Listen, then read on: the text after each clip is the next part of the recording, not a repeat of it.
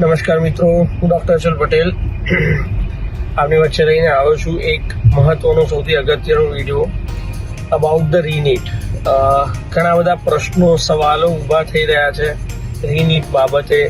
ઘણા બધા લોકોના ઘણા મંતવ્યો તમારી આજુબાજુ પહોંચી રહ્યા છે. ન્યૂઝપેપર્સ, ન્યૂઝ ચેનલ્સ, ઘણા બધા યુટ્યુબર્સ, ઘણા બધા લોકો કહી રહ્યા. તો શું છે આ રીનીટ? તો સૌથી પ્રથમ એનટીએ દ્વારા ગઈકાલે એટલે કે 13 જૂને એક એડવાઇઝરી જાહેર કરવામાં આવી છે અબાઉટ ધ રીનીટ. અત્યાર સુધી એનટીએ ના પાડતું હતું, કશું જ નહોતું સ્વીકારવા તૈયાર કે શેના પ્રશ્નો છે, કોઈ પ્રશ્નો છે કે નહીં, રીનીટના વિશે કશું જ વાતચીત કરવા તૈયાર નહોતું. જે પ્રમાણે મેં મારા ગયા વિડીયોમાં જણાવ્યું હતું એ જ પ્રમાણે ટોટલ 1563 વિદ્યાર્થીઓ છે જેના માટે એનટીએનું એવું કહેવું છે કે પર્ટિક્યુલરલી એનટીએ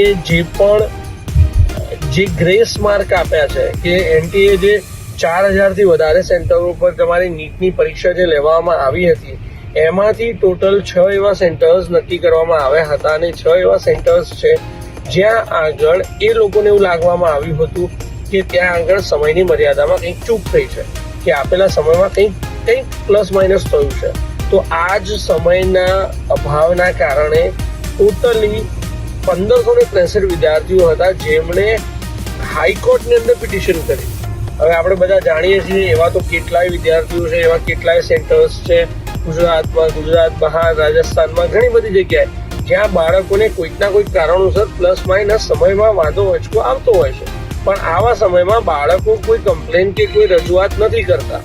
તો આ સમયે જ્યારે રીનીટ માટે વાત કરવામાં આવે છે ત્યારે આ 1563 વિદ્યાર્થીએ હાઈકોર્ટની અંદર એપ્લિકેશન કરી હતી અને એ હાઈકોર્ટની એપ્લિકેશનમાં એટલે આપ સૌ જાણો છો જેમ 1563 વિદ્યાર્થીઓ હતા જેમણે હાઈકોર્ટમાં એપ્લિકેશન કરી હતી અને એ વિદ્યાર્થીઓ માટે થઈને એમને ગ્રેસ માર્ક આપવામાં આવ્યા હતા જે આગળની એડવાઇઝરીમાં એનટીએ દ્વારા જાહેર કરવામાં આવ્યું હતું કે કઈ વાતના આધારે, કયા ચુકાદાના આધારે થઈને આ 1563 વિદ્યાર્થીને ગ્રેસ માર્ક આપવામાં આવે છે. હવે જે ગઈકાલની એડવાઇઝરી જાહેર થઈ છે એમાં એનટીએ 3 પોઈન્ટો બહુ મેઇનલી જાહેર કરેલા છે.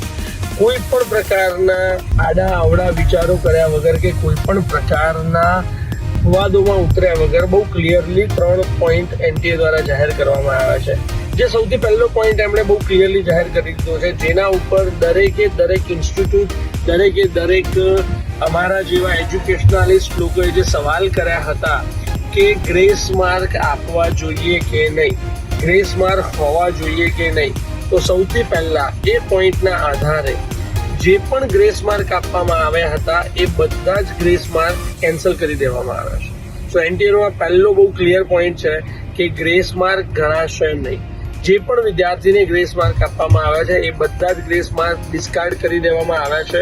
So all the grace mark has been cancel. So આ પહેલો પોઈન્ટ એમણે બહુ ક્લિયરલી કરી દીધો છે જેના ઉપર સૌથી વધારે આપત્તિજનક થતું છે. બીજો પોઈન્ટ એમણે બહુ ક્લિયરલી કર્યું છે કે આ 1563 વિદ્યાર્થીઓ જેમણે હાઈકોર્ટમાં અરજી કરી હતી એ દરેક વ્યક્તિને ગ્રેસ માર્ક આપવામાં આવ્યા હતા. તો આ દરેક વિદ્યાર્થીઓને ફરીથી રીનીટ એક્ઝામ આપવા મળશે. બહુ જ ધ્યાનથી સાંભળજો, આ વસ્તુ બહુ ક્લિયરલી કહી રહ્યો છું. બધા જ સ્ટુડન્ટ માટે રીનીટ નથી થવાની. રીનીટ ફક્ત ને ફક્ત 1563 વિદ્યાર્થી માટે જ થવાની છે. અને આ જે 1563 વિદ્યાર્થી છે એ લોકોને તમારા રીનીટ થવા માટે કે બીજા કોઈના થવા માટે કે 1563 થવા માટે પણ કોઈ પણ પ્રકારનું રજિસ્ટ્રેશન વિન્ડો ઓપન કરવાનો નથી. એ 1563 વિદ્યાર્થીઓને એમના રજિસ્ટર્ડ ઈમેલ આઈડી ઉપર લિંક મોકલવામાં આવશે અને લિંકના થ્રુ જ એ લોકો ફરીથી રીનીટના સેન્ટર્સ માટે એપ્લિકેશન્સ કે અરજી કરી શકશે. સો બધા માટે રીનીટ નથી. જે વિદ્યાર્થીઓ વિચારીને રહ્યા હતા કે હા અમે રીનીટ આવશે કે અમે રીનીટ કરી શકીએ છીએ, so this reNEET is not for everyone. ફક્ત ને ફક્ત 1563 વિદ્યાર્થીઓ માટે જ છે. હવે ત્રીજો પોઈન્ટ જે આપણે બહુ ક્લિયરલી મેન્શન કર્યો છે એ રીતે કે આ જે રીનીટ થવાની છે એ રીનીટ 1563 વિદ્યાર્થી માટે થવાની છે. એ 1563 વિદ્યાર્થીઓને એમના જે ગ્રેસ માર્ક આપવામાં આવ્યા હતા એ ગ્રેસ માર્ક કેન્સલ કરી દેવામાં આવ્યા છે. એટલે એ દરેકને જે જૂના રિઝલ્ટ કાર્ડ આપવામાં આવ્યા હતા those result card had been discarded or cancelled. એ દરેક વિદ્યાર્થીને એમના ગ્રેસ માર્ક રિમૂવ કરીને નવા રિઝલ્ટ કાર્ડ અપલોડ કરવામાં આવશે, એ બધાને નવા રિઝલ્ટ કાર્ડ મોકલવામાં આવશે. અને એ જે નવા રિઝલ્ટ કાર્ડ મોકલવામાં આવશે એ નવા રિઝલ્ટ કાર્ડના આધારે એ લોકોનું મેરિટ અને એ લોકોનું જે પણ વસ્તુ છે આખી લિસ્ટ આઉટ તૈયાર થશે. અને એ લોકોને ઓપ્શન આપવામાં આવ્યો છે કે જો તમે લોકો રીનીટ માટે જવા માંગો છો તો તમે જઈ શકો છો, અથવા તો જો તમને એવું લાગે છે કે તમારા જે ગ્રેસ માર્ક વગરના જે ઓરિજિનલ માર્ક્સ છે એ સારા છે અને અમારે ફરીથી રીનીટમાં અપિયર નથી થવું, તો તમે એના માટે પણ એલિજિબલ છો.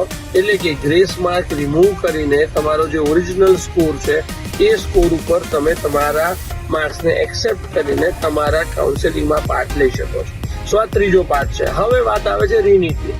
તો જો તમે એ 1563 વિદ્યાર્થીઓમાં હશો તો તમારે compulsory you how to check your email. તમે તમારું રજિસ્ટર્ડ ઈમેલ ચેક કરો જેની અંદર તમને એનટીએ તરફથી કોઈ પણ પ્રકારનો મેલ કે સૂચના આપવામાં આવી છે તો તમે એલિજિબલ છો રીનીટ માટે. તો એ રીનીટની જે તારીખ છે 23 જૂન નક્કી કરવામાં આવી છે. 23મી જૂને રીનીટ થશે અને એનું રિઝલ્ટ જે છે એમના એનટીએ દ્વારા એવું કહેવામાં આવ્યું છે કે અંદાજિત 30 જૂનથી આજુબાજુ રિઝલ્ટ જાહેર કરવામાં આવશે. સો અત્યારના હાલના સિનારિયા પ્રમાણે જ્યાં વેટ એન્ડ વોચ, તમારે કશું જ નથી કરવાનું, રિલેક્સ રહો, આરામ કરો. શું આવે છે, હજી તો ઘણી બધી પીએલઈ ફાઇનલ કરેલી છે, કોર્ટમાં ફાઇલ થયેલી છે. જે સૌથી મોટો અને અગત્યનો મુદ્દો હતો કે બિહારમાં ઓફિશિયલી પેપર લીક થયું છે એવું લોકોનું કહેવું છે, ન્યૂઝપેપર વાળાનું કહેવું છે, but there is no evidence. જ્યાં સુધી એવિડન્સ નથી ત્યાં સુધી સુપ્રીમ કોર્ટ કે કોઈ તેને માનવાના નથી. તો જો એ એવિડન્સ આવે છે એના ઉપર જો સુપ્રીમ કોર્ટ ચર્ચા કરે છે, વાતચીત કરે છે, જે ફિલહાલ શક્યતા બહુ જ ઓછી છે, કારણ કે અત્યાર સુધી જે સુપ્રીમ કોર્ટે જે પણ પોઈન્ટ્સને નોટ ડાઉન કર્યા છે એ બધા જ પોઈન્ટ્સના અકોર્ડિંગલી કરન્ટલી હાલ દરેક વ્યક્તિ માટે રીનીટ આવવાની શક્યતા બહુ જ ઓછી છે. તો પહેલી વસ્તુ વેઇટ એન્ડ વોચ કરી શકાય છે. થોડી ઘણી સંભાવના છે કે આ રીનીટ થવાના કારણે આ જે 1563 વિદ્યાર્થીઓના ગ્રેસ માર્ક રિમૂવ કરવાના કારણે જે મેરિટ છે એ મેરિટ ક્યાંક ના ક્યાંક થોડું ઘણું નીચું આવશે અને 500 થી 700 થી 1000 માર્કના મેરિટમાં ડિફરન્સ આવશે. એનાથી વધારે મેરિટમાં ડિફરન્સ આવવું શક્ય નથી, કારણ કે 1563 વિદ્યાર્થી છે એમાંથી એવું કેવું છે 600 વિદ્યાર્થીઓ તો ક્વોલિફાઈડ જ નથી. એટલે જે મેરિટનો ડિફરન્સ છે આઈ થિંક અમારા મુજબ 1000 થી 1200ની આજુબાજુનો આવી શકે છે. પણ હા, કદાચ એનો જે કટ ઓફ ક્રાઇટેરિયા છે એમાં નીચે આવવાના ચાન્સીસ છે. એટલે એવા વિદ્યાર્થીઓ પણ વેટ એન્ડ વોચ કરવું જરૂરી છે કે શું કટ ઓફનો ક્રાઇટેરિયા નીચો આવશે. શક્યતાઓ બહુ ઓછી છે, પણ યસ, કંઈ પણ થઈ શકે છે. સો જ્યાં સુધી આની ક્લિયરન્સ નથી આવતી ત્યાં સુધી let's see, hope for the best. અને જ્યુડિશરી પર આપણે બધાએ વિશ્વાસ કરીને જે પણ નિર્ણય આવશે એને આપણે બધાએ સ્વીકારવાનો છે.